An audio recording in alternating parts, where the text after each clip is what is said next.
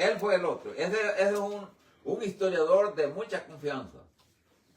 Porque lo que él escribe coincide con lo que realmente sucedió en la iglesia. Por eso cuando terminamos el libro de los Hechos, entonces nosotros tenemos que buscar información en los historiadores que escribieron la historia, ¿verdad? Entonces, claro, no le damos carácter de palabra de Dios a los tomos de que ellos escribieron relacionados con la historia de la iglesia, pero nos ubican en un contexto en el cual nosotros podemos entender qué pasó con la iglesia, ¿verdad? Por eso es importante eso. Concordamos, dice. No, posiblemente. No, espera. Debe tomarse en consideración, dice, las fechas citadas por los historiadores dignos de confianza. Concordamos con esto al hacer referencia al tiempo de la organización de la iglesia. Posiblemente se ha presumido que la palabra de Jesús en Mateo 16:18, que las palabras de Jesús en Mateo 16:18 fueron articuladas antes del evento registrado en Marcos 3:13-14.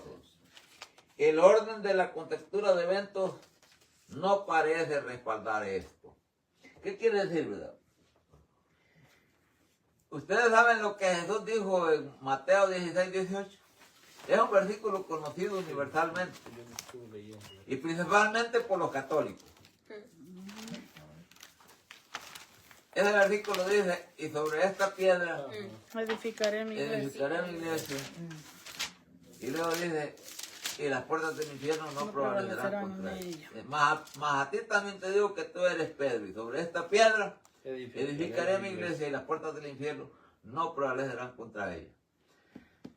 Muchos piensan que eso lo dijo Cristo antes de que la iglesia fuera establecida, pero no. Cuando Cristo dijo eso, ya la iglesia ya estaba establecida. Pero el término edificaré es un tiempo futuro.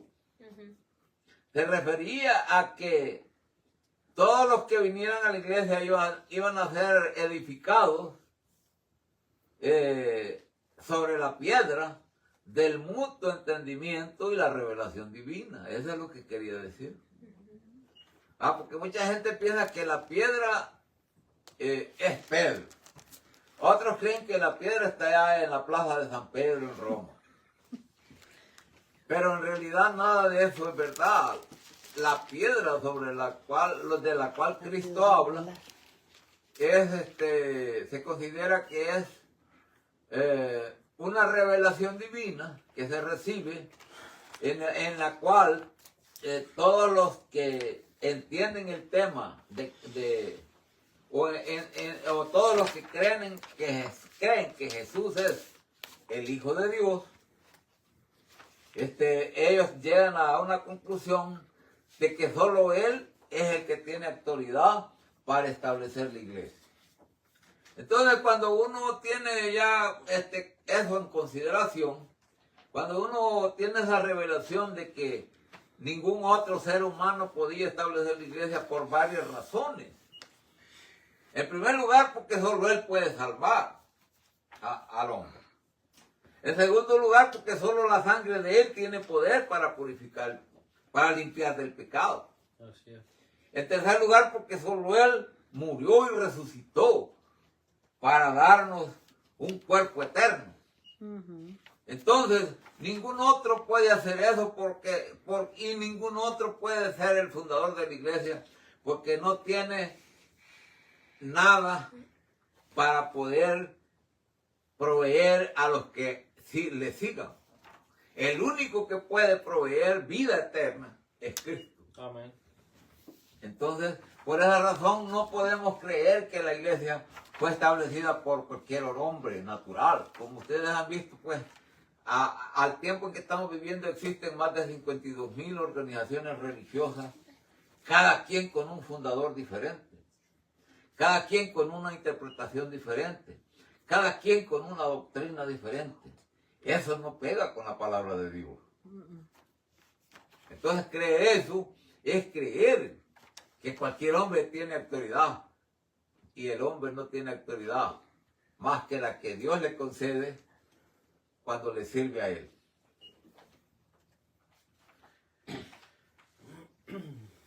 Bueno, como decimos aquí, dice, continuando con la siguiente parte, dice, el establecimiento de la iglesia. La escritura que más claro relata sobre el establecimiento de la iglesia de Dios de parte de Jesucristo es Marcos 3:13 al 19. ¿Se acuerdan que lo leímos al principio? Sí.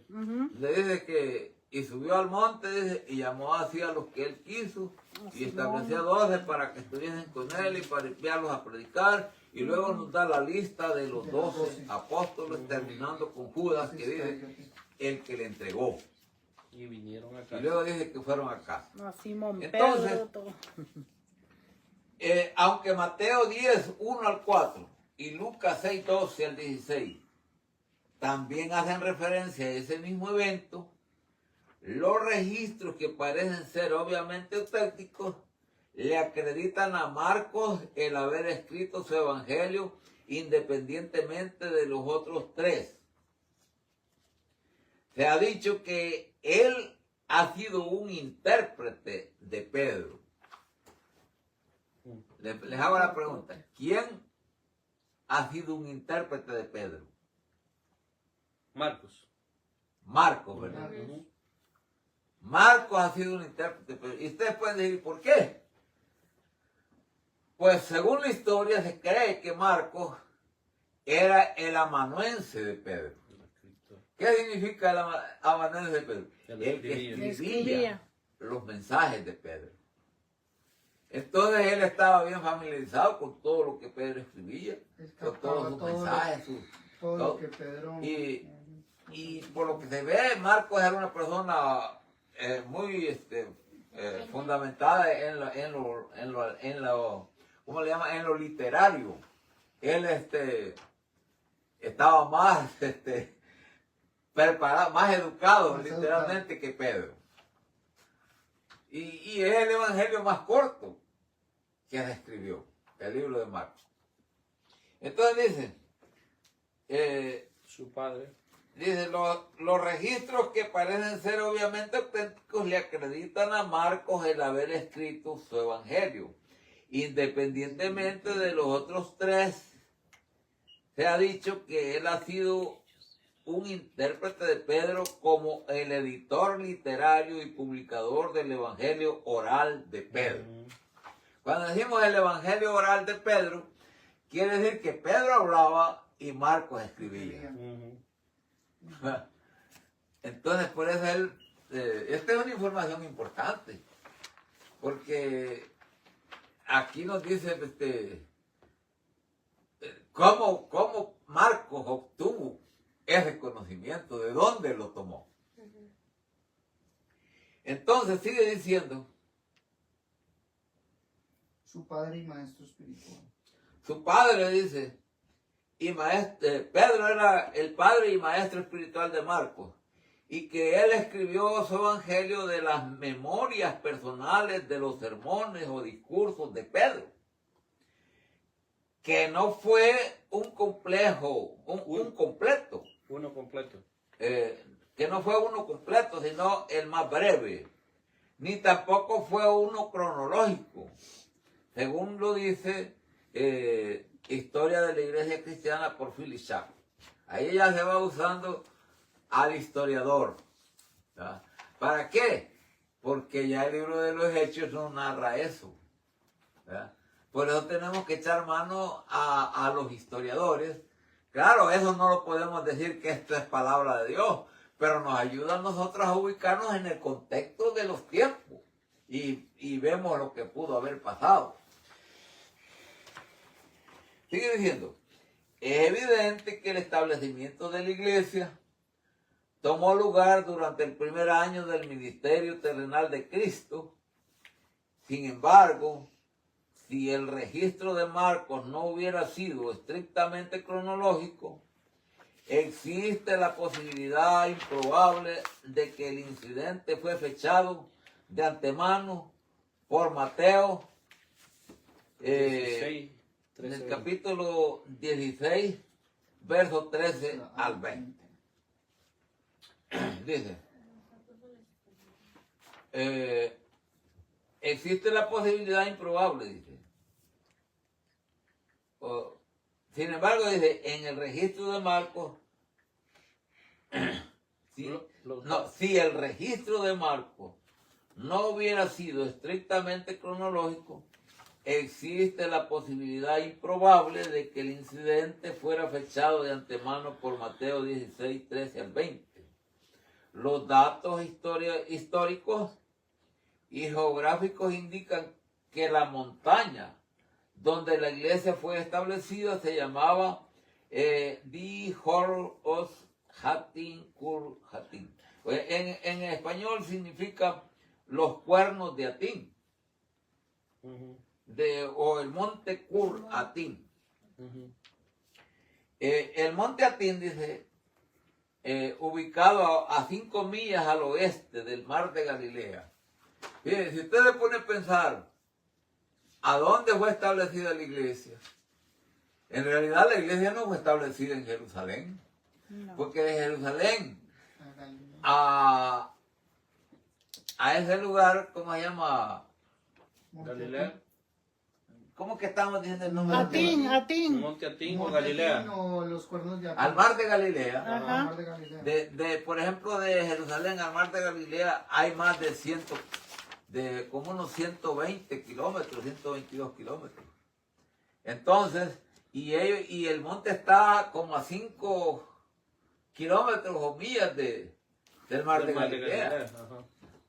Entonces, y cuando Jesús resucitó, Él les dijo a los discípulos que después de su resurrección se iban a juntar allí, en la cima del monte Atín, porque allí les iba a entregar la gran comisión. Y así fue. Cuando se reunieron allí, no había nadie más que solo los apóstoles y Cristo. Ustedes no me creen, lean lo que dice Mateo 28, verso 16 al 20.